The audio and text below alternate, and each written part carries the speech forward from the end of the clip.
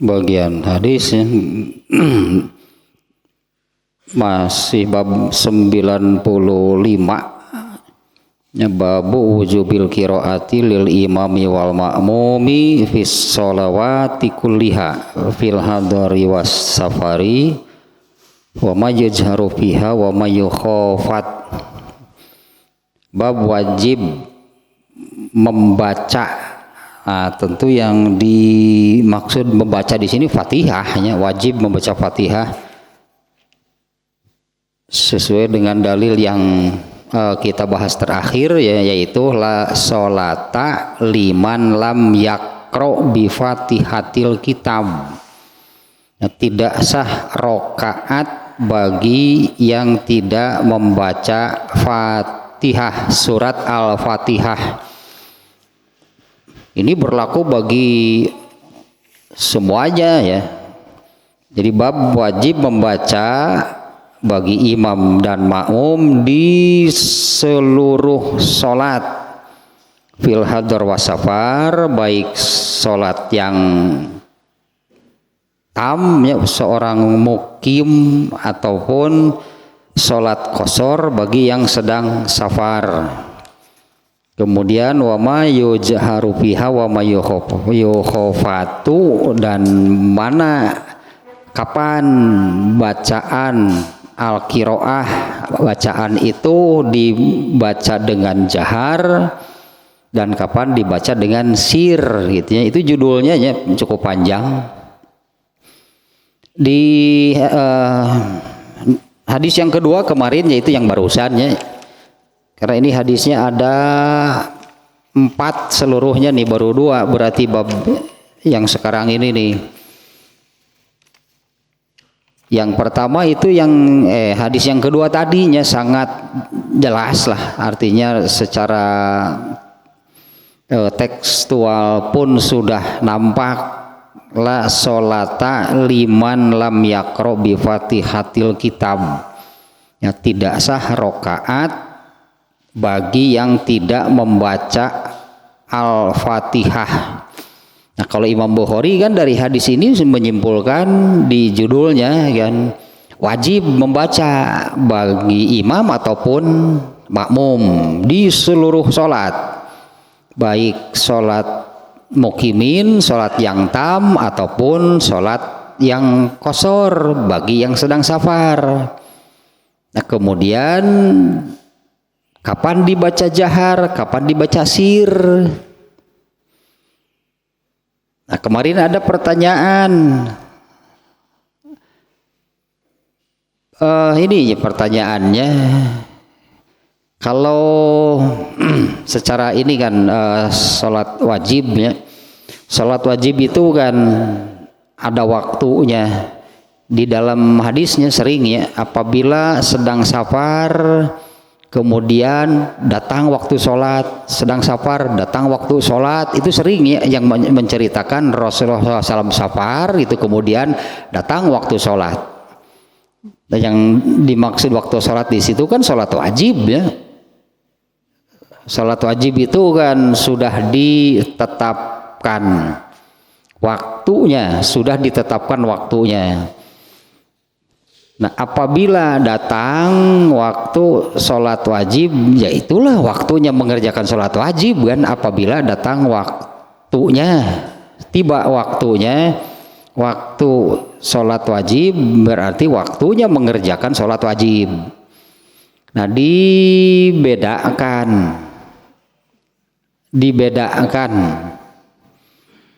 apabila datang waktu sholat wajib itu kan, prakteknya pun kan sampai hari ini masih demikian, yaitu kalau datang waktu sholat wajib ada yang azan. Ya kan, waktunya mengumandangkan azan itu apabila datang waktu sholat, azan berarti dikumandangkan. Dan azan itu kan panggilan untuk mengerjakan sholat. Dan panggilan tersebut berlaku untuk seluruh orang Islam kan. Ya, panggilan azan mengerjakan sholat itu berlaku itu bagi seluruh kaum muslimin. Hanya dibedakan, kalau dipanggilnya sama, hanya dibedakan antara laki-laki dan perempuan. Kalau laki-laki kan berjamaah di masjid, kalau perempuan di rumah. Kalau dipanggilnya sama gitu, perempuan juga sama dengan azan itu dipanggil. Jadi perempuan jangan, azan itu kan panggilan untuk mengerjakan sholat, datang ke masjid, itu kan laki-laki. Jadi kalau perempuan sholatnya mau kapan? Kayak 2:30 kangkung weh lah biasa keretan nepi ka beres. Nu ngalang teh anger eta we ngurutan kangkung. Aduh. Sama nya, azan itu panggilan untuk mengerjakan sholat untuk laki-laki ataupun untuk perempuan, hanya dibedakan kalau laki-laki berjamaah di masjid, kalau perempuan di rumah meskipun sendirian, bukan harus sendirian. Kalau perempuan di rumah meskipun sendirian. Nah, ini pertanyaannya bagaimana soal bacaan jahar dan sirnya gitu kan bagi perempuan yang sholat sendirian, katakanlahnya. Bagaimana nih bagi perempuan yang sholat wajibnya dikerjakan sendirian di rumah? Pembagian kemarin juga sudah sih, karena memang kemarin muncul pertanyaan sihnya. Pembagian bacaan jahar dan sir untuk sholat wajib. Untuk sholat wajib ya, pembagian bacaan jahar dan sir untuk sholat wajib. Yang jahar dulu, yang jahar pada waktu sholat wajib itu adalah 2 rakaat subuh, berarti dua-duanya ya, subuhnya 2 rakaat, berarti 2 rakaat subuh jahar. Kemudian 2 rakaat awal maghrib itu jahar. Kemudian 2 rakaat awal, 2 rakaat pertama sholat isya dan sholat Jumat, itu yang jaharnya 2 rakaat sholat Jumat itu jahar. Ini ya sholat wajib yang bacaannya jahar adalah 2 rakaat sholat subuh, 2 rakaat pertama sholat maghrib, 2 rakaat pertama sholat isya, dan 2 rakaat sholat Jumat itu jahar. Kemudian yang sir yaitu 4 rakaat sholat zuhur, berarti seluruhnya sir. 4 rakaat sholat asar, seluruhnya sir.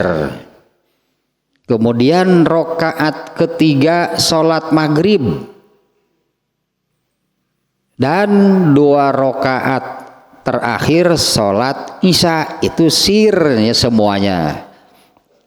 Nah, pembagiannya seperti itu ya, untuk sholat wajib ada yang dibaca jahar, ada yang dibaca sir. Seperti yang barusan ya pembagiannya. Ini untuk semua, berlaku untuk semua yang mengerjakan sholat wajib. Seperti itulah pembagian jahar dan sirnya. Kalau ibu-ibu, kalau perempuan gitu sholat di rumah sendirian, ya sholatnya di rumah sendirian. Kalau sholat zuhur bagaimana? Kan bukan siapa pelakunya, bukan siapa yang sholatnya. Sholat zuhur itu ketentuannya seluruh rokaatnya dibaca sir. Yang sholatnya ya siapa saja yang mengerjakan sholat zuhur, seperti itu ketentuannya. Apakah berjamaah atau sendiri, apakah laki-laki atau perempuan, artinya ya seperti itulah ketentuan jahar dan sirnya sudah ditetapkan demikian. Artinya, karena ini pertanyaannya bagaimana kalau ibu-ibu sholat sendirian, suka adanya kalau sholat maghrib itu sir semuanya, nggak ada yang jaharnya. Yang mengerjakan sholat maghrib, sholat isya gitu sendirian di rumahnya, jadi sir semuanya. Seperti sholat zuhur berartinya kalau mengerjakan sholat isya itu jadi seperti sholat zuhur semuanya sir.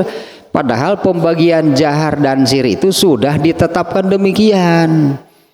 Artinya mau yang mengerjakannya laki-laki ataupun perempuan, mengerjakan sholatnya berjamaah ataupun munfarid. Ya, pembagian jahar dan sir itu bukan dibagi berdasarkan siapa yang mengerjakan sholatnya, bukan berdasarkan siapa yang mengerjakannya. Jahar dan sir itu sudah ditetapkan demikian, maka siapapun yang mengerjakannya, ya itulah ketentuan bacaan jahar dan sirnya. Ya berarti kan ibu-ibu meskipun sendirian sholatnya di rumah, berarti kalau sholat maghrib 2 rakaat pertamanya bacaan surat Fatihah dan suratnya dibaca jahar, berarti rakaat ketiga bacaannya hanya Fatihah. Nah di sini baru sir. Boleh nggak kalau sholat maghrib semuanya sir? Itu kan boleh nggak kalau sholat maghrib itu semuanya dibaca dengan sirnya, rakaat pertama, rakaat kedua, rakaat ketiga, semua rakaatnya dibaca dengan sir. Padahal ketentuannya tadi kan untuk sholat maghrib itu 2 rakaat pertama bacaannya jahar, rakaat ketiga bacaannya sir. Boleh nggak kalau semuanya sir? Balikeun atuh, boleh nggak kalau sholat zuhur dibaca jahar? Sholat asar dibaca jahar gitu, apalagi berjamaah ya mah. Sholat asar berjamaah gitu, ternyata imamnya itu membaca 2 rakaat awalnya jahar, jadi seperti sholat isya lah gitu. Sholat isya dipraktekkan pada waktu sholat asar, 2 rakaat awalnya jahar, 2 rakaat akhirnya sir. Gak boleh kan? Gak boleh kan sholat zuhur dijaharkan? Mengerjakan sholat zuhur itu 2 rakaat awalnya jahar, 2 rakaat terakhirnya baru sir. Kemudian sholat asar 2 rakaat awalnya jahar, 2 rakaat akhirnya sir. Kan itu di luar ketentuan, bukan seperti itu ketentuannya untuk sholat zuhur dan asar. Ya demikian juga berarti sama untuk sholat maghrib. Ya jadi kesimpulannya pembagian jahar dan sir untuk sholat wajib itu sudah ditetapkan. Dan seperti itulah pelaksanaan bacaan jahar dan sir untuk sholat wajib bagi semuanya. Ya, artinya apakah yang sholatnya itu laki-laki ataupun perempuan, sama aturan jahar dan sirnya. Kemudian apakah sholat munfarid ataupun berjamaah, sama ketentuan jahar dan sirnya sudah ditetapkan. Nah kemarin ada itunya pertanyaan, ya mungkin juga karena sudah sering dilakukannya. Yang pertanyaannya dari ibu-ibu sih. Mungkin ya ini ibu-ibu ini sudah sering melakukan kalau maghrib itu tidak jahar bacaannya. Ya kalau sholat maghrib kan sendirian ya, sholatnya tidak ikut berjamaah ke masjid, sholat sendirian di rumahnya, di kamarnya, bahkan sholatnya itu sir, sholat maghrib. Jangan-jangan sholat asarnya jahar, berarti dibalik jadi nanti hari maghrib sir, gara-gara asar jahar, kan jadi terbalik. Jadi sama sebetulnya. Boleh nggak kalau sholat maghrib dan isya dibaca sir? Balikan saja pertanyaannya, boleh nggak zuhur dibaca jahar? Kan nggak pernah kejadian lah itunya, nggak pernah kejadian ada sholat orang yang sholat zuhur itu dibaca dengan jahar. Nah itulah itunya ada pertanyaan kemarin itu ya tentang bacaan jahar dan sir. Nah sekarang hadis yang ketiga nih. Nah kalau soal wajibnya membaca di sini kan membaca yang pokok yaitu Al-Fatihah. Kalau judulnya Imam Bukhari itu kan babu wujubil kiroah, bab wajib membaca. Yang mana ini yang dimaksud? Yaitu membaca bacaan inti, bacaan pokok, bacaan yang paling utama gitu di setiap rakaatnya, yaitu Al-Fatihah. Nah, berdasarkan hadis nomor 2 ini jelasnya redaksinya, tidak sah rakaat tanpa bagi orang yang membaca Fatihah. Tambahan sedikit lah untuk hadis yang ini. Kalau nggak salah kabar ini juga sudah disampaikan nih ya. La sholata li man. Mannya itu isi mausul yang menunjukkan umum, makanya berlaku untuk seluruh yang mengerjakan, berarti mau laki-laki mau perempuan, itu mau sendirian mau berjamaah, mau mukimin ataupun musafir, artinya mau sholatnya tam ataupun qashar, wajib membaca Al-Fatihah. Ini mannya ini isi mausul, kalau dalam bahasa Arabnya makna isi mausul itu berarti sangat mencakup dan tidak ada yang tidak terbawa, semuanya terbawa. Pokoknya yang mengerjakan sholat berarti tidak sah kalau di rokaatnya itu tanpa Fatihah, tanpa bacaan Fatihah. La sholata liman lam yakronya, bagi siapapun lah gitu, man di situ bagi siapapun yang tidak membaca surat Al-Fatihah. Nah, ini benar-benar mencakup semua orang yang mengerjakan sholat. Nah, kalau Imam Bukhari kan menyebut di sini baik imam ataupun makmum, baik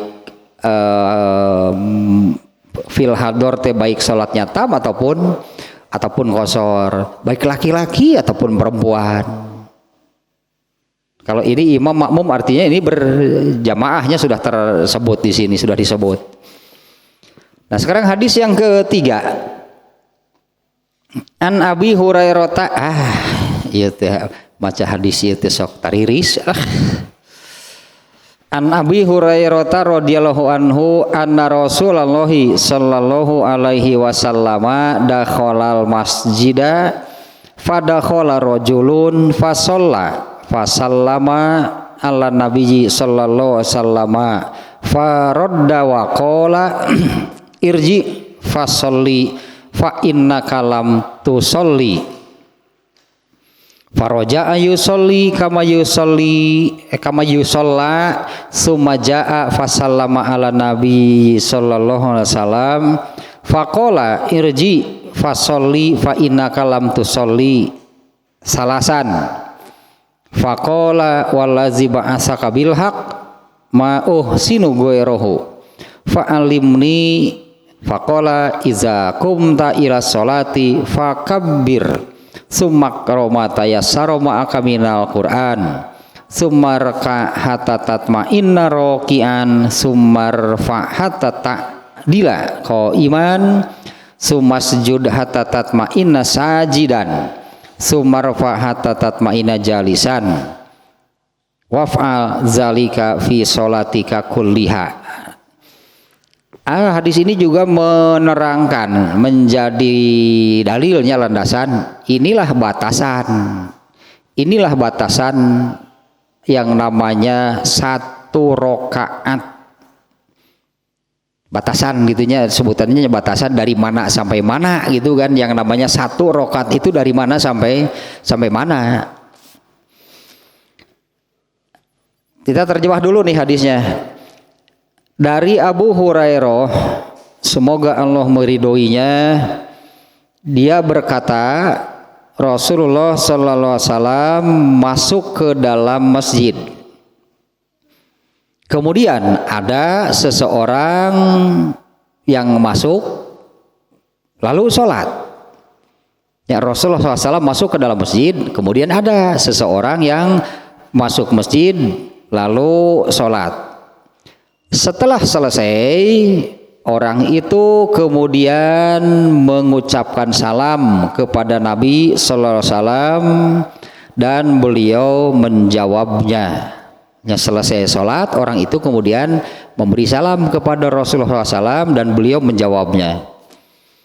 Setelah menjawab salam, Rasulullah SAW bersabda, irji, tayyeu nu taktiris, irji fasolli fa innaka lam tusolli, kembalilah kamu, ulangi salat lagi, fa innaka lam tusolli, karena kamu itu tidak salat.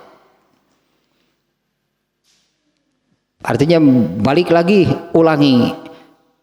Padahal orang tadi kan di Abu Hurairah mengatakannya Rasulullah SAW masuk masjid, kemudian ada seseorang yang masuk ke masjid lalu sholat. Setelah selesai mengerjakan sholat, orang ini memberi salam kepada Rasulullah SAW dan beliau menjawabnya. Nah, setelah menjawab salam orang tersebut, Rasulullah mengatakan, ulangi sholat kamu, ulangi sholat lagi, irji, kembalilah, fasoli, sholat lagi, fa innaka lam tusolli, sesungguhnya kamu itu, artinya dengan cara sholat, dengan sholat yang barusan kamu lakukan sama dengan tidak sholat. Makanya Rasulullah memerintahkan untuk ulangi lagi, kerjakan lagi. Kenapa Rasulullah memerintah mengerjakan lagi? Makanya orang ini sama dengan tidak sholat. Berarti kan Rasulullah di sini memerintah seperti kepada orang yang belum sholat. Sholat. Mengapa bisa demikian gitu ya? Ya mengapa bisa demikian? Rasulullah itu memerintahkan kembali kamu sholat, irji fasolinya, kembali kamu sholat, sholat lagi berarti kan ya, sholat lagi, karena kan tadi orang itu sebetulnya sudah mengerjakan, sudah sholat, berarti balik lagi kamu sholat lagi. Fa innaka lam tusolli, tak iya no, eta nanti nu matak merinding lah gitunya, karena kamu itu tidak sholat. Atau kan maknanya menjadi dengan sholat yang baru saja kamu lakukan sama dengan tidak sholat. Kata sarua aja acan merenun gitu sama dengan tidak sholat. Makanya Rasulullah memerintahkan sholat. Faroja'a, kemudian orang itu kembalinya ke tempat semula, yusolli, dia mengerjakan sholat, kama yusolla, sholatnya itu seperti yang sebelumnya dikerjakan. Artinya nyak anger gitu sholat teh, ulangi sholat lagi, dia kemudian mengerjakan sholat lagi, kama yusolla, seperti sholat yang sudah dikerjakan sebelumnya. Summa jaa fa sallama, kemudian orang itu datang lagi kepada Rasulullah SAW, kemudian datang lagi kepada Rasulullah SAW, fa sallama ala nabiyyi sallallahu alaihi wasallam, dan memberi salam lagi kepada beliau. Faqala, kemudian Rasulullah, irji, balik lagi, tah ieu kumaha atuh, balik lagi, kembali, fasolli, sama kata-katanya sama persis, irji, kembalilah kamu, fasolli, kemudian sholat, fa innaka lam tusolli, karena kamu itu tidak sholat. Salasan, ternyata ini berulang sampai 3 kali. Artinya orang itu sholat lagi, kemudian cek Rasul, balik deui, sholat deui. Nah, ternyata kan sholat yang dikerjakan masih sama dengan yang pertama dikerjakan. Di dalam hadis yang lain, di dalam riwayat yang lain, hadis ini hadis yang sama, orang itu kemudian menyerah. Sama di sini juga nih ada ternyata nih, ketika diperintah lagi untuk yang setelah 3 kali berulang sholat lagi, sholat lagi, sholat lagi, tetap kesimpulannya hasilnya sama, balik lagi sholat lagi. Pikir-pikir kira-kira hangus, kira hangus, oh ya bolak balik, beres sholat, datang lagi, ulangi, beres sholat lagi, datang lagi kepada Rasulullah, Perintahnya ulangi. Beres, mau anggeus satu gitu mah. Akhirnya orang ini mengatakan, faqala, orang itu mengatakan, wallazi ba'asaka bil haq, demi yang telah mengutusmu membawa al-haq. Ini hanya redaksi lain dari demi Allah gitulahnya. Ya ini kan demi yang telah mengutusmu membawa al-haq, itu kan Allah kan yang dimaksud. Ya, demi yang telah mengutusmu membawa al-haq, sinu goerohu, aku tidak bisa sholat lebih baik dari yang tadi. Ternyata kan 4 kali sholat, berarti kan orang tadi 4 kali sholat tetap saja sholatnya sama. Ketika diperintah lagi, nah kemudian orang ini mengatakan tidak mau mengerjakan lagi dan mengatakan aku tidak bisa sholat yang lebih baik dari itu. Ya, demi yang telah mengutusmu membawa al-haq, aku tidak bisa mengerjakan sholat lebih baik dari yang tadi. Fa'alimni, kemudian orang ini mengatakan maka ajarilah aku. Faqala, kemudian Rasulullah SAW bersabda, iza kumta ila sholati fakabbir, jika kamu hendak berdiri atau jika kamu telah berdiri di sini nih ya, jika kamu telah berdiri untuk sholat, fakabbir, maka langsung saja takbir. Kalau di hadis yang lain ada tambahan, ada Rasulullah mengajarkan menyebutkan wudunya. Iza kumta ilas sholati, sama di sini nih, iza kumta ilas sholat. Kalau di hadis ya, riwayat yang lain, jika kamu hendak sholat, fa asbigil wudu'a, sempurnakanlah wudu kamu. Ya, jika kamu hendak sholat, sempurnakanlah wudhu kamu. Sumastakbilil kiblata, nah ketika mau memulai sholat, ya menghadaplah ke kiblat. Nah kalau di sini, kalau di hadis yang riwayat yang lain, kemudian itunya setelah berada di tempat sholat gitu ya, menghadaplah ke kiblat. Setelah yakin menghadap kiblat, fakabir, langsung takbir. Ya, kalau di riwayat yang lainnya ada tambahan, jika kamu hendak sholat, maka ini yang tidak ada di riwayat di sini, sempurnakanlah wudhu kamu. Kemudian ya, setelah setelah ada di tempat sholatnya, setelah berada di tempat sholat, menghadaplah ke kiblat. Setelah yakin ini menghadap ke kiblat, langsung takbir. Dan selanjutnya disebutkan di sini. Nah, kalau menurut riwayat yang lain ini ada hal yang disebutkan tadinya, diperintah mau menyempurnakan wudunya. Jika kamu hendak sholat, sempurnakanlah wudu kamu. Ya, karena wudu ini syarat terbesar lah boleh disebutnya.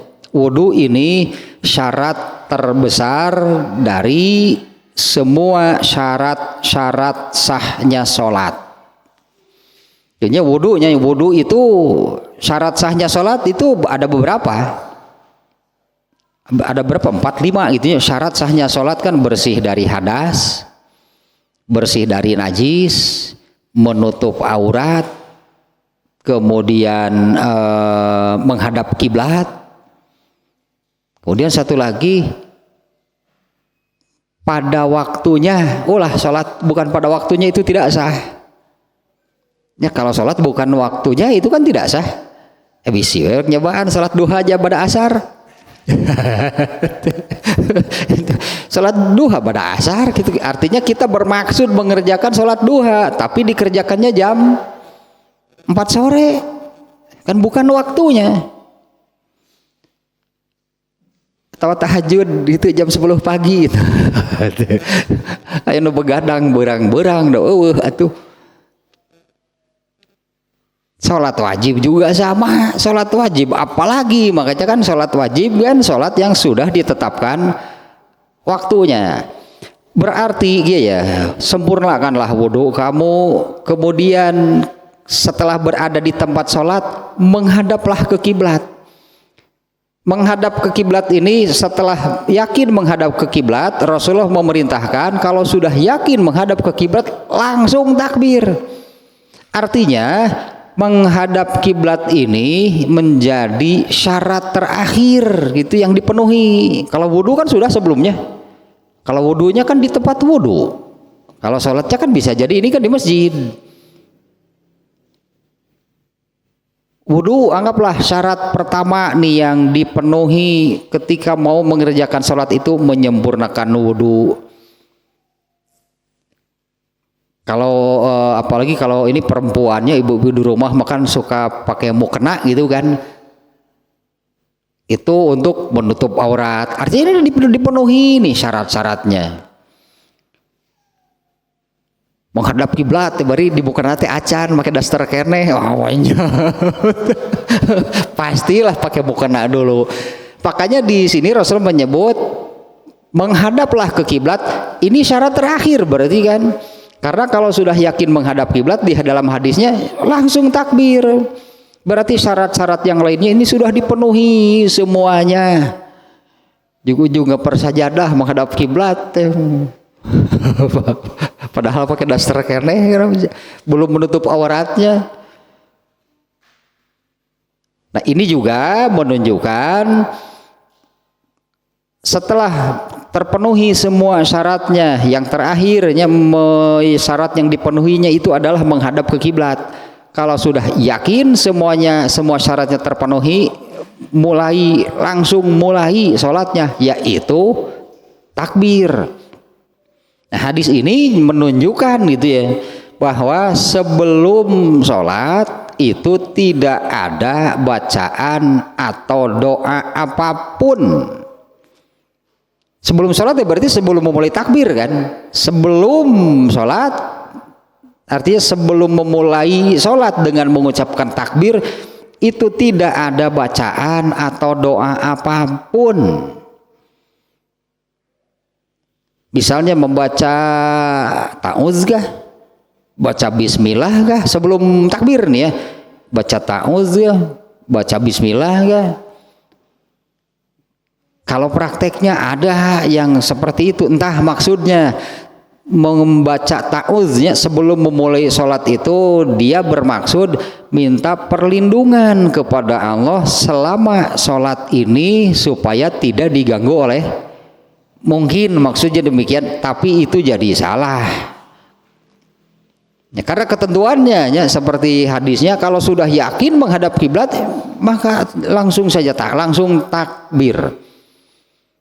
Ada yang baca bismillah lah, ada yang baca falak binas lah, ada yang melafadzkan niat lah. Padahal kan kalau soal melafadzkan, soal niat sih bukan melafadzkan niat.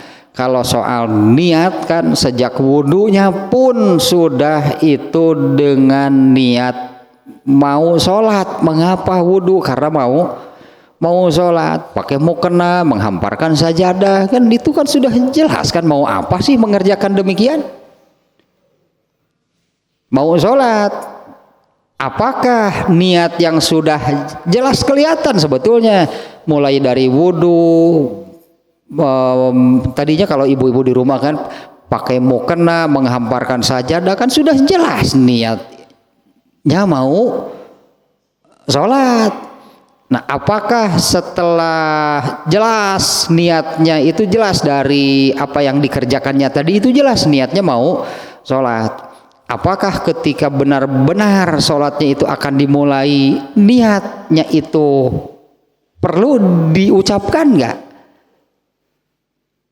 Barangkali malaikatnya juga garuk-garuk kepala, dari tadi jago saya sudah tahu kamu mau sholat, udah pan malaikat yang menulis amalnya kan, malaikat itu mencatat amal. Ketika mau memulai sholat lalu mengucapkan saya mau sholat. Nah, saya juga tahu kata malaikat dari tadi juga tahu saya mau mengerjakan sholat.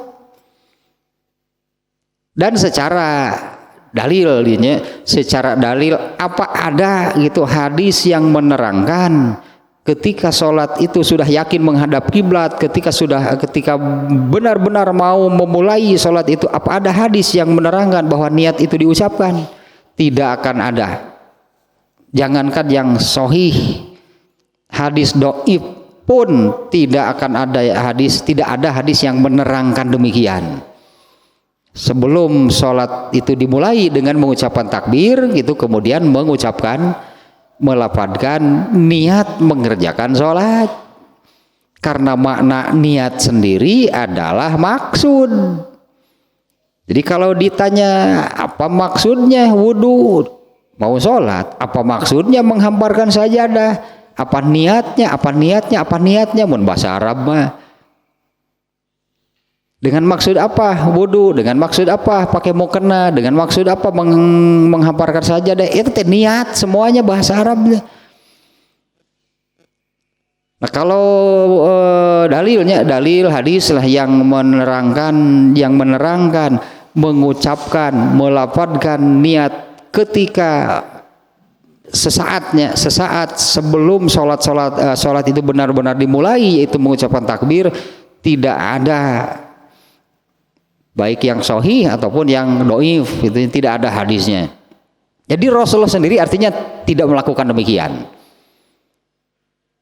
Rasulullah tidak mengucapkan niat ketika hendak memulai sholat. Para sahabat juga enggak. Para tabi'in katakanlah juga enggak mengucapkan niat sebelum memulai sholat. Karena tentu kan mereka merujuk kepada Rasulullahnya. Kalau Rasulullah melakukan disebut teh nyaya atau hadisnya, berarti kalau Rasulullah mengerjakan berarti akan ada hadis yang meriwayatkan yang menerangkan Rasulullah mengerjakan demikian. Nah, ternyata ini kan tidak ada hadis yang sahih, tidak ada yang dhaif juga tidak ada, nggak ada keterangan sama sekali soal mengucapkan atau melafadzkan niat sesaat sebelum sholat dimulai. Jadi itu entah itu dari mana? Nggak tahu, berarti dari siapa? Dukat di mana? Dukat di saha? Kalau Rasulullah sendiri tidak demikian ya, karena tidak ada hadis yang menerangkan Rasulullah mengerjakan demikian. Berarti tidak demikian. Nah sementara lah hanya catatannya bahwa Rasulullah SAW sendiri kan untuk sholat itu memerintahkan, sholatlah kamu sebagaimana kamu tahu bagaimana caranya aku mengerjakan sholat. Nah kita tahu bahwa Rasulullah tidak mengerjakan demikian. Ini ya dari ini nih, iza kumta ilas sholati fakabbir. Ini maknanya jika kamu sudah benar-benar berdiri, artinya sudah yakin nih bahwa ini berdirinya mau mengerjakan sholat dan sudah benar ini ke kiblat. Terus apa? Ya takbir. Kalau sudah demikian berarti kan kalau sudah berdirinya mau sholat dan ini sudah benar gitu berdirinya ini mengarah ke kiblat, maka Rasulullah memerintahkan takbir langsung, berarti mulai langsung sholatnya. Tong loba peletekan mencik orang tong loba itu iya, kalau sudah yakin menghadap kiblat ya mulailah sholatnya, yaitu dengan takbir. Summa qra'ma tayassara ma'aka minal Qur'an. Kemudian bacalah ma'aka teh bersama kamu apa yang ada pada kamu, matayasaro apa yang mudah, apa yang hafal, minal Quran dari Al-Quran. Nah ini nih wajhul istidlalnya, kalimat ini dari hadis ini ya, kata-kata ini yang menunjukkan wajib membaca. Karena judulnya ini kan babu wujubil kiroah, bab wajib membaca. Sementara kan bacaan di dalam sholat itu ada dua, Fatihah dan surat. Ternyata kan untuk sholat maghrib rakaat ketiga kan tanpa surat. Untuk sholat isya subuh, zuhur dan asar kan, 2 rakaat terakhirnya tanpa surat, hanya baca Fatihah. Dan yang sementara di rakaat ke-1 dan kedua itu membaca Fatihah dan surat. Menurut hadis yang nomor 2 sebelumnya, Rasulullah menyatakan tidak sah itu kalau tidak membaca Al-Fatihah, tidak menyebut-nyebut surat. Nah, ini yang disimpulkan bahwa wajib membaca, dan yang wajib dibaca itu adalah surat Al-Fatihah. Tidak sah ini rakaat bagi siapapun yang tidak ada Al-Fatihah di sana, di dalam rakaatnya itu tidak ada Al-Fatihah, tidak sah rakaatnya. Artinya ya hukumnya wajib. Sebutannya kemarinnya sudah saya sampaikan. Wudu itu wajib, menghadap kiblat itu wajib, tapi itu kan bukan bagian, bukan ada di dalam sholat, disebutnya syarat. Al-Fatihah itu wajib sama dengan wudu, sama dengan menghadap kiblat, tapi Al-Fatihah ini ada di dalam sholat, disebutnya rukun. Sesuatu tanpa rukun itu batal berarti. Makanya tidak sah gitu kan rakaat kalau di dalamnya tidak ada Al-Fatihah. Nah, ini kalau di hadis yang nomor 3 ini ya, kata-kata ini nih yang menunjukkan demikian. Apabila kamu sudah yakin itu berdiri menghadap kiblat, fakabir, takbirlah, artinya mulailah sholatnya dengan takbir. Sumakro matayassaro ma'aka, ma'akanya ini yang maka bacalah matayassaro ma'aka, apa yang mudah bersama kamu, yang ada pada kamu, minal Quran, dari surat-surat Al-Quran. Nah, perintah ininya yang menunjukkan wajibnya. Kemudian bacalah Al-Quran, yang mana seperti hadis yang nomor 2, yang pokok, yang wajib, yang menjadi rukun itu adalah surat Al-Fatihah. Adapun membaca surat yang lain setelah Al-Fatihah ini hukumnya sunat. Ya, membaca surat setelah membaca surat Al-Fatihah, dimana kan ini ada pada 2 rakaat pertama. Kalau subuh hanya 2 rakaat, ya berarti di dua rakaatnya itu ada surat. Ibadah Jumat juga hanya 2 rakaat, berarti di 2 rakaatnya itu ada surat. Kalau yang lebih dari 2 rakaat, nah maka yang lebihnya itu tanpa surat. Maghrib lebih dari 2, rakaat ketiganya tidak ada surat. Kemudian zuhur dan asarnya, apa ini teh? Dimatiin dulu kacau ya.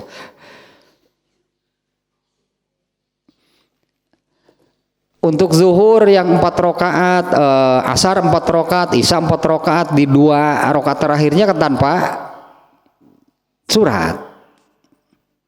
Ya hanya Al-Fatihah. Makanya kalau Al-Fatihah itu bacaan wajib, menjadi rukun untuk setiap rakaat. Kalau baca surat hukumnya sunatnya dan hanya ada pada 2 rakaat saja, 2 rakaat awal. Kalau subuh hanya 2, berarti dua-duanya. Kalau maghrib, isya, zuhur, asar yang lebih dari 2 rakaat, berarti di rakaat lebihnya itu hanya baca Fatihah. Nah, ini yang menunjukkan wajibnya itu adalah bacalah ini kata perintahnya nih yang menunjukkan wajibnya ya.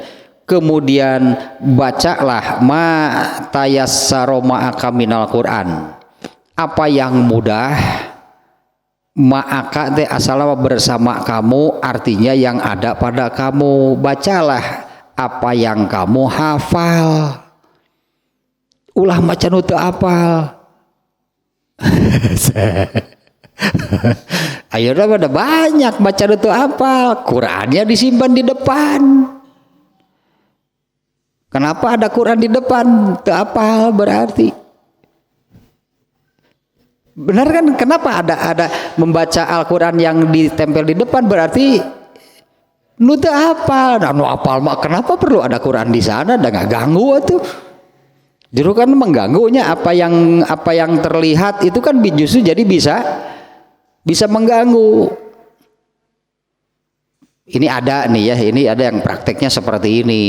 Malah ada lagi yang kalau makmum itu kan mesti mengikutinya, makmum kan mesti mengikuti bacaan imam. Itu perintahnya di dalam Al-Quran itu simak gitu bacaan imam. Ada yang prakteknya ketika mau sholat berjamaah, imam itu sudah memberitahu surat apa yang akan dibaca di dalam sholat. Kemudian makmumnya ketika berjamaah itu mengikuti surat yang dibaca oleh imam sambil lihat di aplikasi di handphone. Sholatnya jadi begini. Gitu sholatnya ngaco setebarale sholatnya. Ada yang demikian gitu, imamnya baca panjang karena baca suratnya panjang karena imamnya juga sambil lihat tulisan Al-Quran. Makmumnya juga ternyata diperintahkan demikian, mengikuti bacaan imamnya itu juga sambil melihat ayat Al-Quran. Adanya di mana?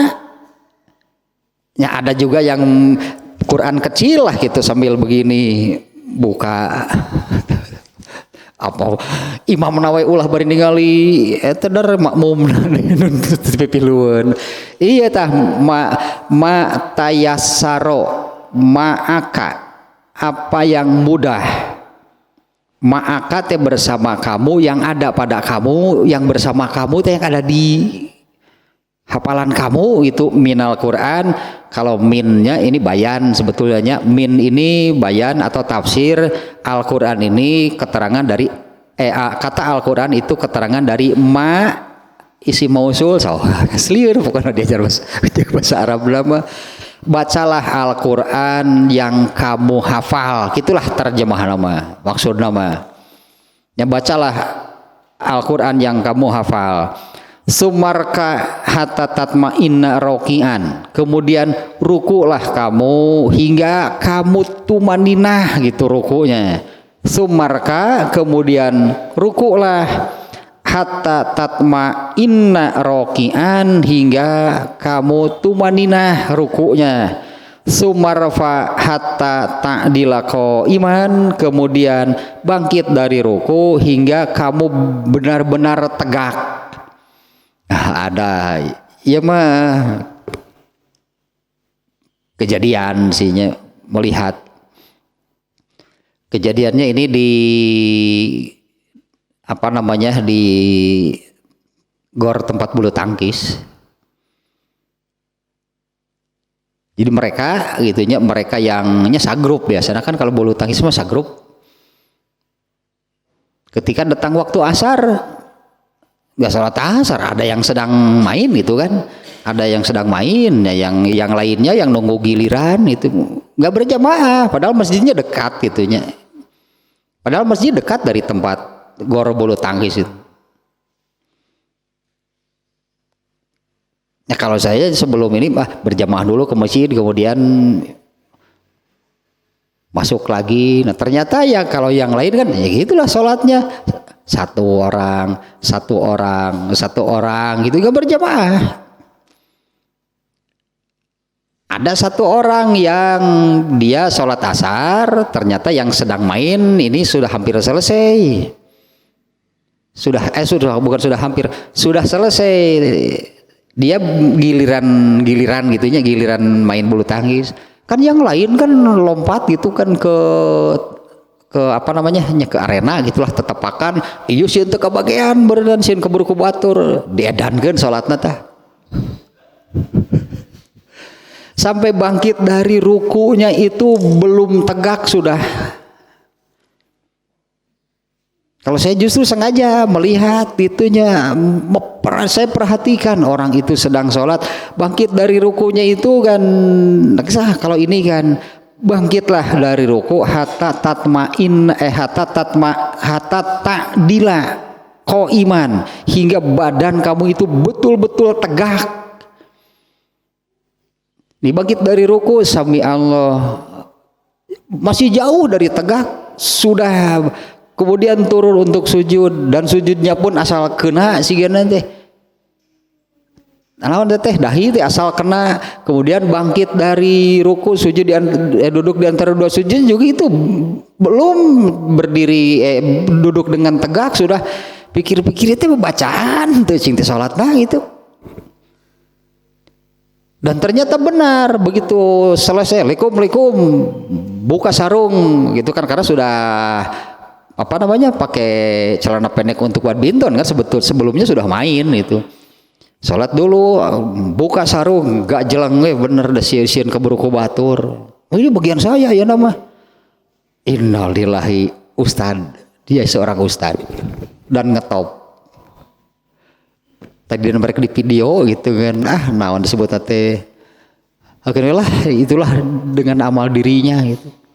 Oh ngetop aja nanti ustadnya ngetop dah ustad eta sholat nanti gitu dah bangkit dari pokoknya super kilat lah sholatnya. Mungkin juga dia berpikir bahwa ada baca surat mas sunat iyo kan Fatihah we bungkul menerokat kahiji kadua ge ya, sholat asarnya memang nggak ada yang kedengaran, tapi dari rukunya dari boro-boro itu nggak sampai badannya nggak sampai tegak. Belum sampai tegak dia sudah turun untuk sujud, dan sujudnya pun baru kena sudah bangkit lagi. Kemudian tetap sieun teu keburu teh karena memang giliran dia gitu saat itu untuk badminton. Ternyata yang lain selesai ngogar aja teh batur, padahal batur mah pemanasan wunggul we ngarah teu kosong lapang teh. Ternyata begitu Assalamualaikum buka sarung gak jelang teu wirid-wirid acan, dan ini salat asar.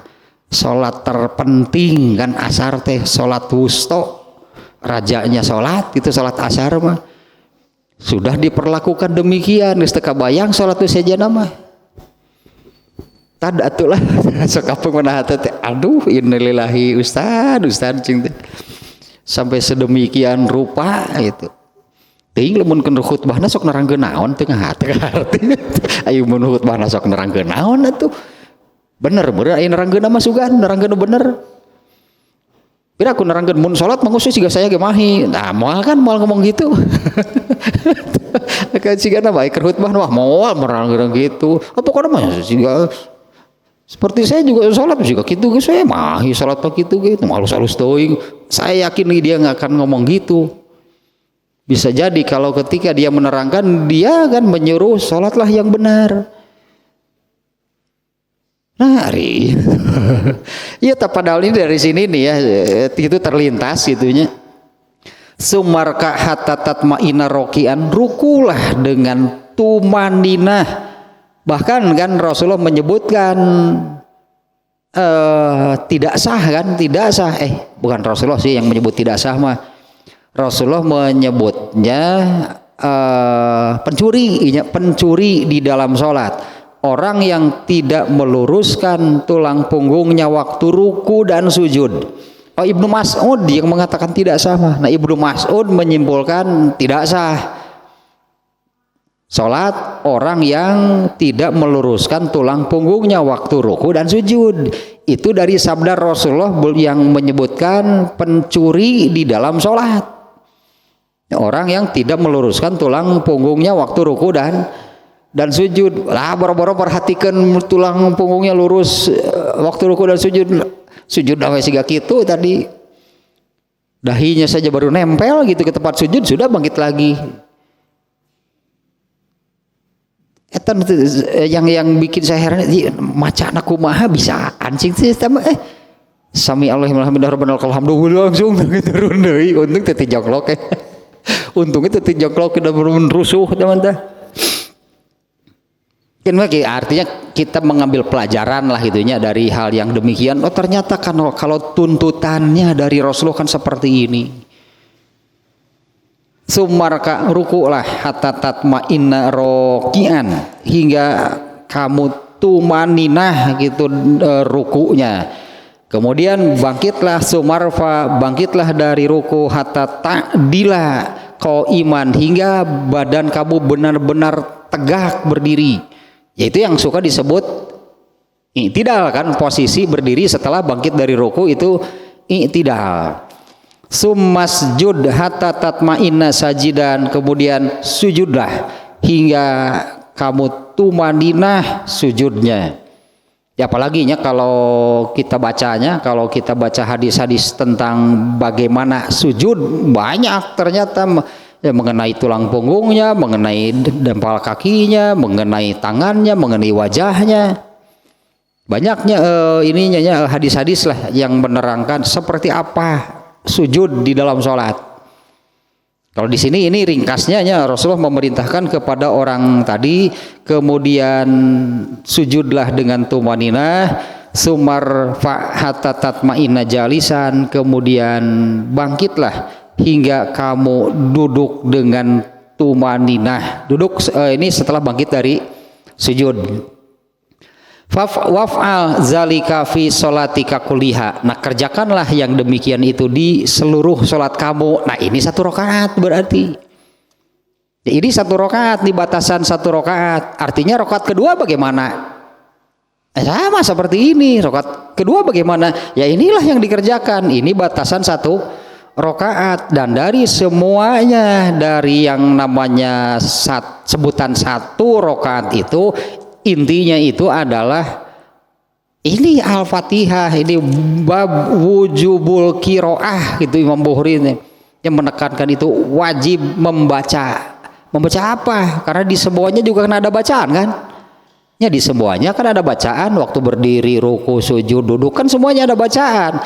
Nah, yang dimaksud wajib membaca di sini adalah membaca Al-Fatihah, baik bagi imam ataupun makmum kan gitu judulnya, baik bagi yang mukim ataupun yang musafir. Nah, kemudian ada yang jahar, ada juga yang sir. Nah, ini untuk Al-Fatihah. Ini bacaan pokok, bacaan wajib, yaitu surat Al-Fatihah. Satu lagi inilah ayat jadi karena ayat hadis yang keempatnya, hadis yang terakhir di bab ini.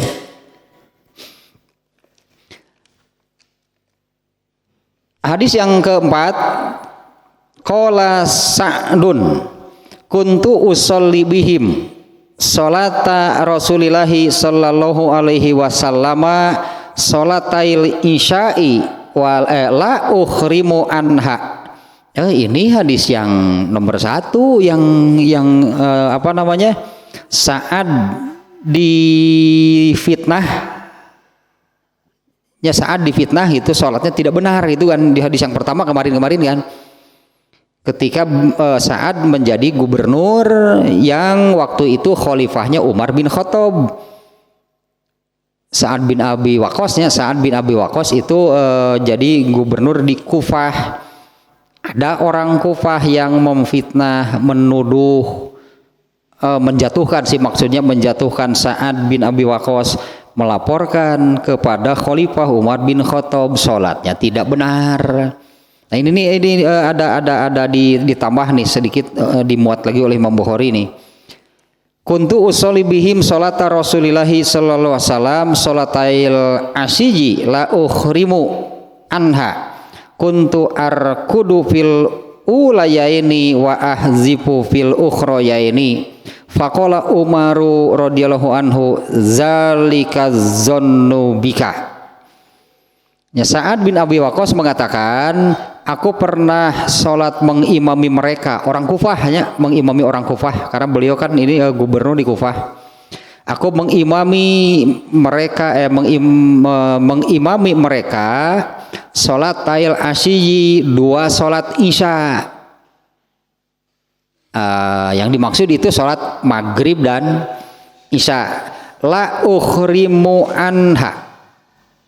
Tadi sebelumnya saat mengatakan aku sholat mengimami mereka usolli bihim sholata Rasulillah, dengan cara sholatnya Rasulullah. Aku mengimami mereka itu sholatnya seperti apa ya, sholat Rasulullah.